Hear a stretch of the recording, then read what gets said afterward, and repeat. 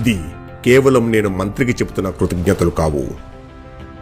RDT తరపున లక్షలాది ప్రజలు అందిస్తున్న ఆశీస్సులు. ఆర్డిటి FCRA రెన్యువల్ తర్వాత నారా లోకేష్ గారిని కలిసిన మంచో ఫెర్రర్ గారి మాటలివి.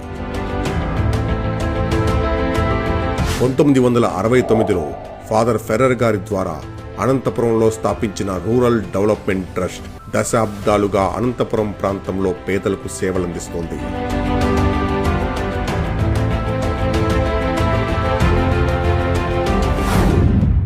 కరువుతో అల్లాడిపోతున్న అనంతపురం ప్రాంతంలో ప్రజలకు అండగా నిలిచి చదువు, వైద్యంతో పాటు ఉపాధి లాంటి అవకాశాలు కూడా అందిస్తూ అక్కడి ప్రజల మనసులో సుస్థిరమైన స్థానాన్ని సంపాదించుకుంది.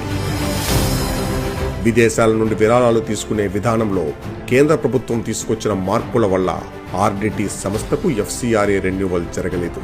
ఫలితంగా ఆర్డిటి సేవా కార్యక్రమాలు నిలిచిపోయాయి.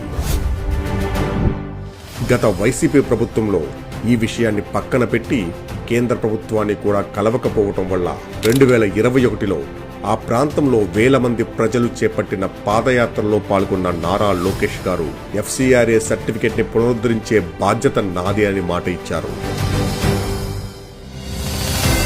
ఇచ్చిన మాట ప్రకారం అధికారంలోకి రాగానే కేంద్ర ప్రభుత్వాన్ని కలిసి ఆర్డిటి సర్టిఫికెట్ ని రెన్యువల్ చేయాల్సిందిగా కోరారు.